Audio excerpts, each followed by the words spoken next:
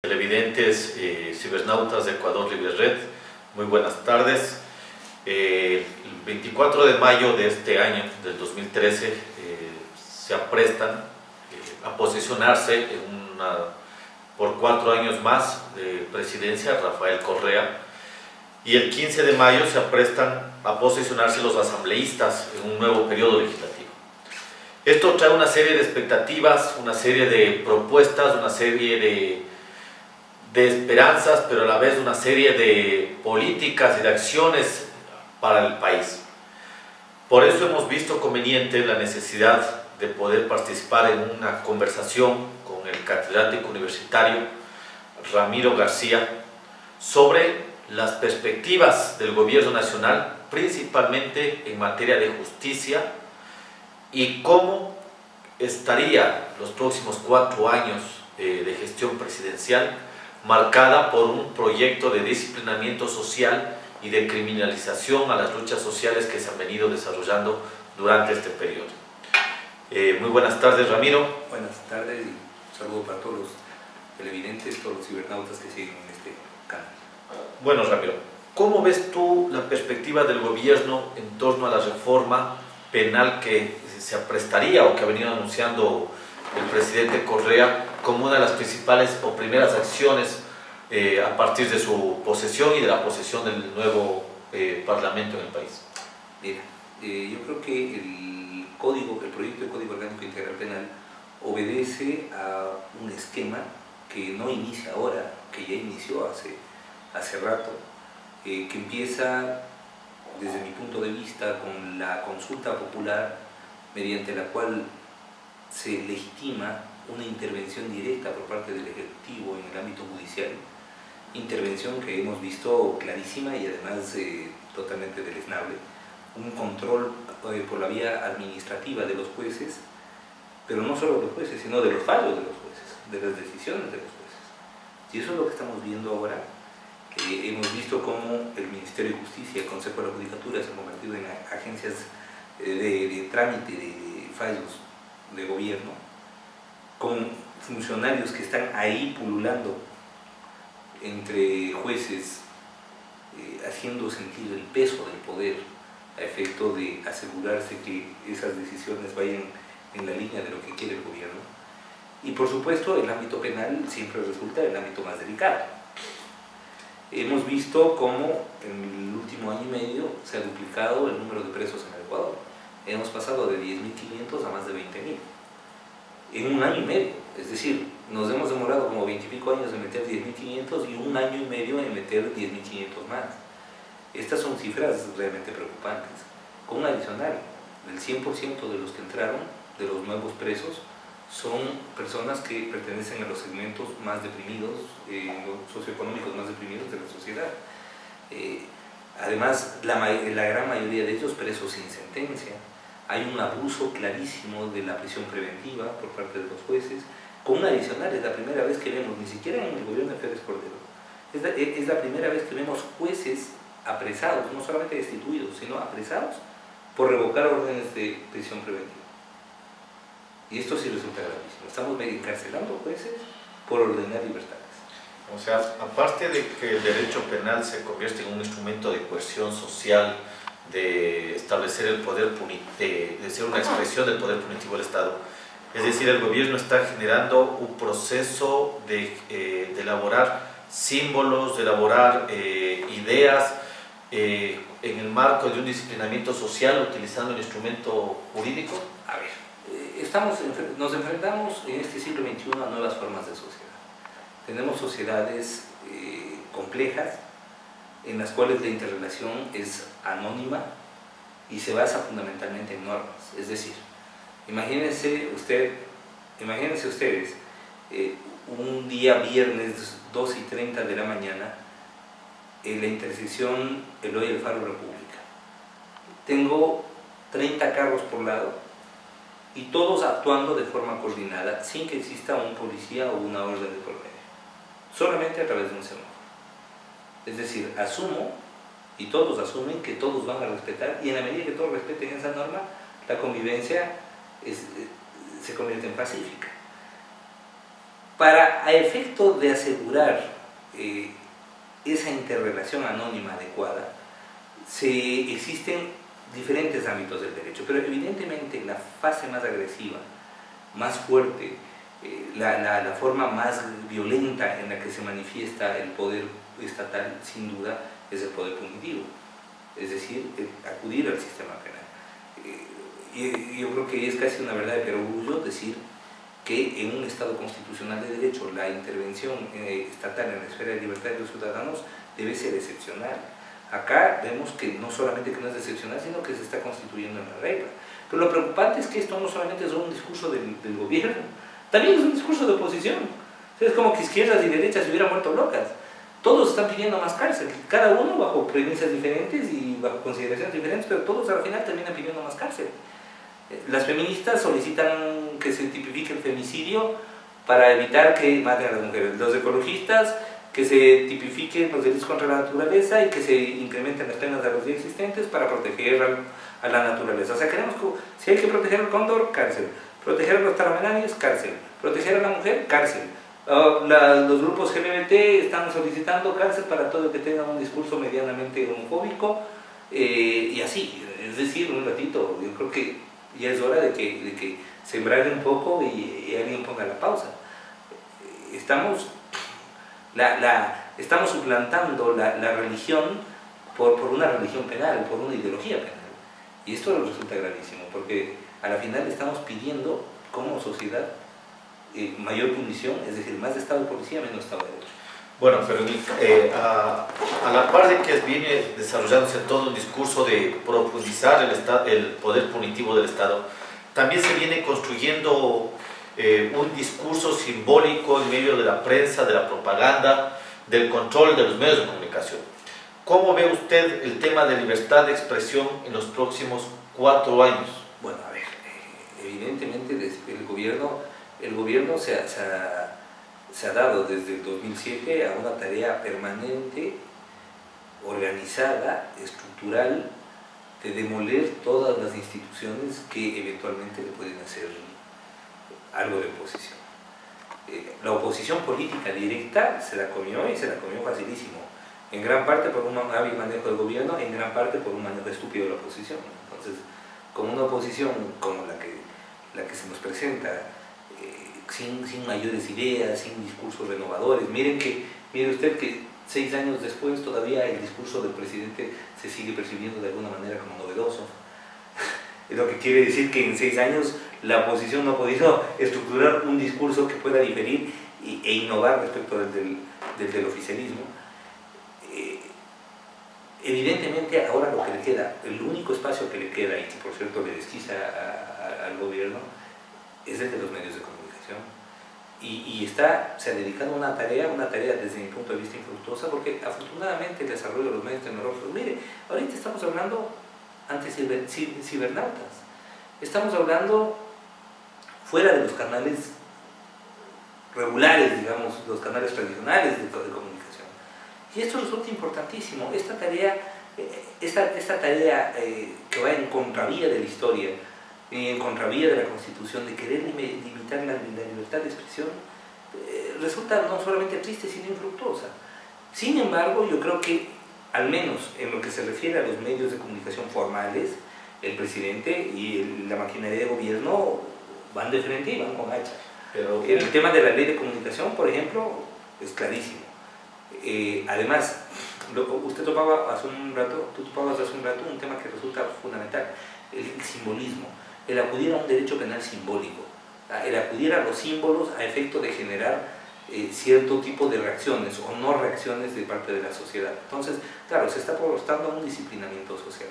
Para esto, obviamente, hay que atacar a la política. Ya hemos visto cómo algunos de los líderes políticos han sido perseguidos a través de instrumentos judiciales.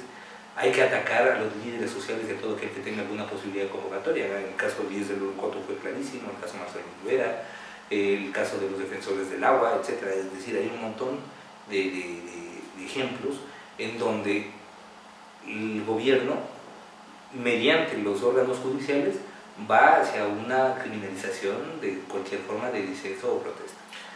Y por supuesto, ahora el espacio que queda es la comunicación. Miren ustedes, en el proyecto de Código Orgánico Integral Penal, por ejemplo, se recoge todo un capítulo sexto, que se refiere a los supuestos delitos contra la estabilidad constitucional. Suena bien, pero si ustedes van a ver cuáles son estos delitos, en todos se habla de subversión, se habla de levantamientos, se habla de que el de cualquier forma se opusiere a... Entonces, claro, a la final termina siendo no un derecho penal de acto, sino un derecho penal de autor. Es decir, quienes van a terminar condenados por esos tipos penales no son los que hacen algo, sino los que son opositores. Esa es una vuelta de la Edad Media. Vemos cosas tan digamos que tristemente interesantes, como que la tentativa de asesinato al presidente de la República se ratifica como delito autónomo, como si la vida del presidente valiera más que la vida de cualquiera de los ciudadanos. Entonces, lo que veo, si ustedes me preguntan, ¿qué pasa en los próximos 5 años? Bueno, los próximos 5 años veo miedo. Miedo de parte del gobierno. Hay miedo, y ese miedo se expresa en una actitud defensiva que va hacia mayor punición. O sea, se van a agravar, se van a profundizar en los instrumentos de control social. Evidentemente el instrumento de control social más violento, más grave, es el sistema penal.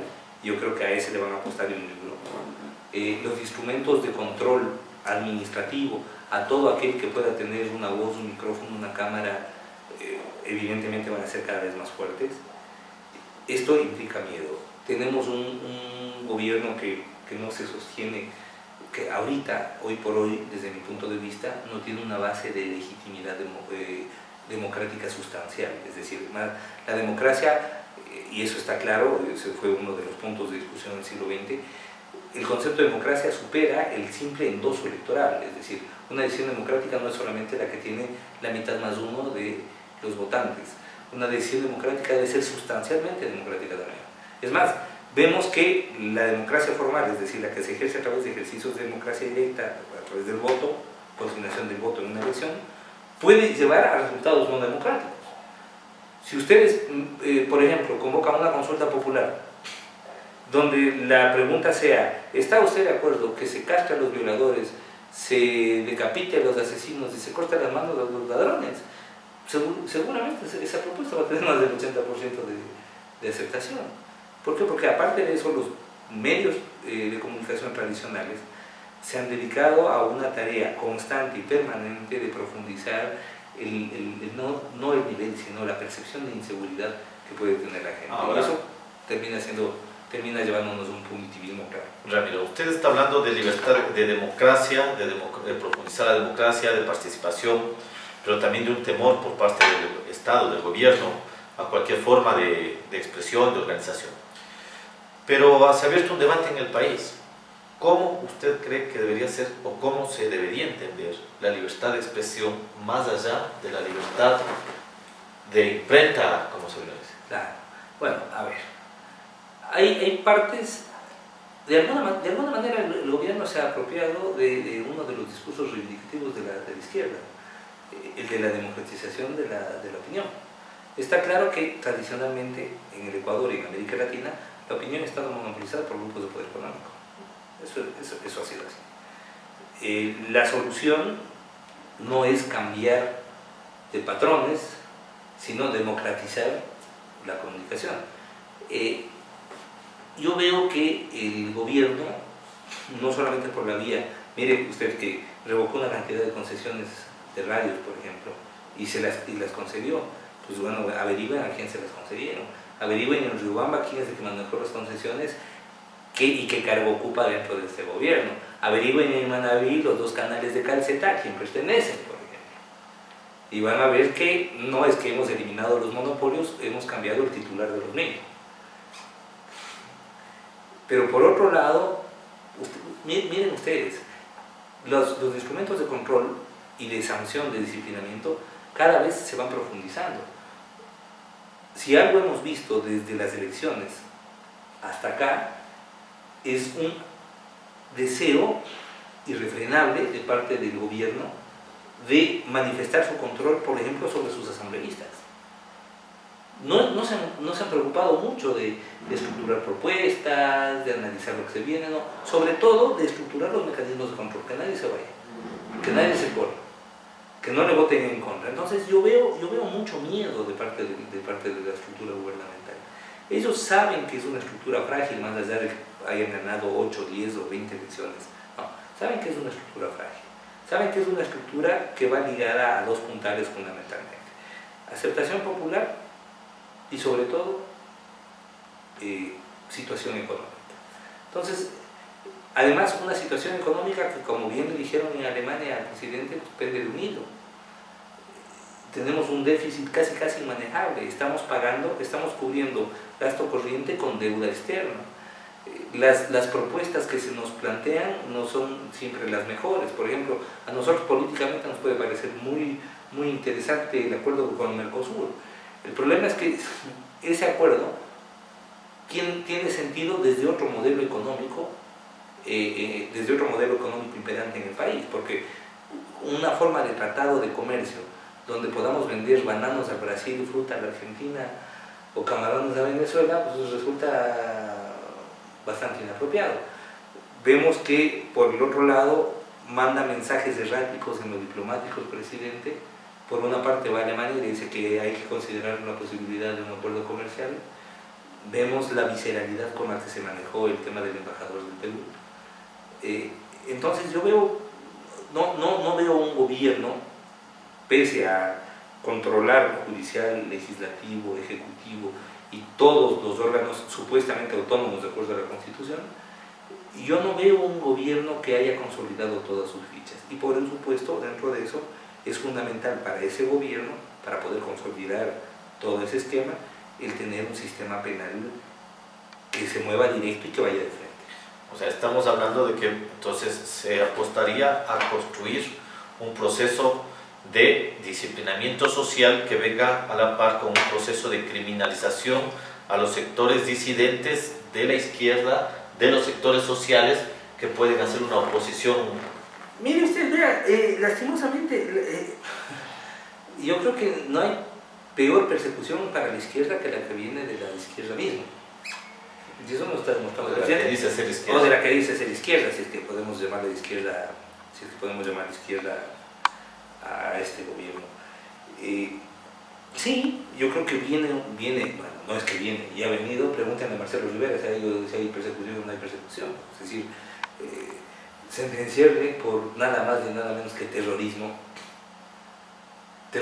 es decir, estamos hablando de estructuración de grupos organizados para la comisión de delitos de lesa humanidad, que ese es... Hay problemas en la dogmática internacional para definir terrorismo, pero sin algo estamos todos de acuerdo. Es que tiene que ir ligado a la producción de delitos horrendos, es decir, de aquellos en los cuales es necesaria la activación del derecho internacional de los derechos humanos. Mire usted lo que pasó el día en la Universidad Central, y a eso le llamamos terrorismo. Peor todavía, el caso de los 10 de Puncoto es más grave aún, porque ellos, el uno bueno, por lo menos participó en eso, los otros estaban conversando en una sala.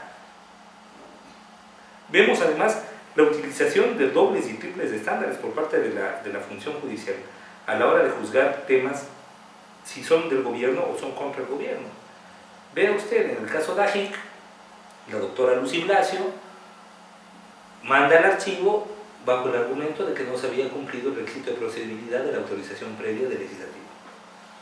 Sin embargo, exigiendo el artículo 128 de la Constitución, esa misma autorización para el procesamiento penal de un asambleísta, el caso del asambleísta Cleber Jiménez no solamente que lo procesan, sino que lo condenan. Entonces uno dice, bueno, a ver, ¿dónde está, cuál es ese doble estándar? Vea usted, por ejemplo, más allá de la percepción política que podamos tener, favorable o no, de Bucaram, está claro que en el caso de Bucaram tampoco se cumplió el requisito de procedibilidad. Y sin embargo lo tenemos a Dajic libre y a Bucaram en el exilio. Entonces uno dice, bueno, a ver, un ratito, ¿cuál es el criterio? Evidentemente no es jurídico ese criterio, es un criterio político. Y eso es lo que estamos viendo, una metida de mano política en la administración de justicia, y donde a la final el sistema penal termina volviéndose el brazo armado del poder. Y en ese marco, este año se cumplen 5 años de vigencia de la Constitución. ¿Qué podríamos decir entonces del cumplimiento, ¿no?, de las garantías establecidas en la Constitución de Montecristi? Comparen ustedes el discurso de Correa 2007-2008, el discurso de Correa 2012-2013, y van a ver que de lo visto lo pintado. Hay un giro de 180 grados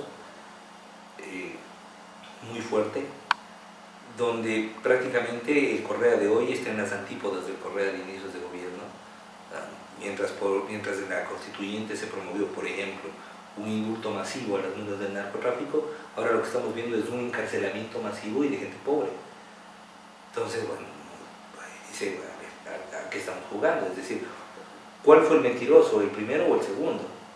Yo creo que en la medida que pasa el tiempo, el gobierno va sacándose las caretas. Yo creo que va autentificándose y eso es bueno. El problema es que ese auténtico que vemos, que no habíamos visto en un inicio y que lo vemos ahora, por supuesto que no nos gusta, porque es un auténticamente punitivista. Vemos que se está jugando claramente al poder punitivo como solución. Bueno, entonces, Ramiro, en ese marco, entonces, ¿cómo ves tú la acción de los sectores sociales o de izquierda en este proceso a propósito de todas estas normativas jurídicas que se vienen a ser aprobadas por la mayoría en la Asamblea? Yo veo que evidentemente va a haber una criminalización de la movilización, por un lado. Por otro lado, en cuanto a medios de comunicación, va a haber una criminalización de la opinión, eso seguro. Ya el presidente ya jugó a eso en el tema del universo. No sería nada descabellado pensar en ese escenario. Sin embargo, yo creo que el reto es justamente permanecer movilizados. El reto es seguir diciendo las cosas y sobre todo desde los grupos de izquierda eso resulta evidente. El momento en que se callan las voces, simplemente pues, bajar la lámpara y apagar la luz. Evidentemente el reto de los partidos de la izquierda ahorita es seguir manteniendo voces disidentes. Evidentemente esto va a tener un costo, y ya ha tenido un costo, y vamos a tener un costo todavía. Quienes de una u otra forma tenemos la posibilidad de estar cada tanto en medios de comunicación, cada tanto asimismo nos volvemos blanco de los dardos del presidente. Entonces el escarnio, la persecución tributaria, por ejemplo, el tema económico va a derivar a una mayor persecución tributaria. Esa mayor persecución tributaria también va a devenir en mayor aplicación de delitos penal tributarios, ¿verdad? Entonces, a todo eso se va a jugar. Es decir, no son unas perspectivas muy halagadoras en materia de derechos, ni en materia económica. Pero yo creo además que de alguna manera el gobierno, así como Tortuguita, pues terminó metiendo la cabeza y las piernas dentro del caparazón. Uno dice, bueno, a ver, que un gobierno que se presentaba en un inicio amplio, plural, abierto al diálogo y a aceptar razones, vemos que cada vez se vuelve más autoritario, vemos que cada vez la ofensa, la injuria en muchos casos se convierte en el arma favorita del poder a la hora de enfrentar a sus detractores. Vemos además una administración de justicia constituido como brazo armado de ese poder. Entonces, bueno, hay bastante trabajo. Podemos morirnos de cualquier cosa menos de aburrimiento en estos 4 años. Bueno, ha sido una conversación muy interesante con el catedrático universitario Ramiro García. Es todo por el día de hoy. Mi nombre es Vladimir Andosilla y quiero agradecer a todos los cibernautas que nos han podido escuchar y ver por Ecuador Libre Red. Muy buenas tardes.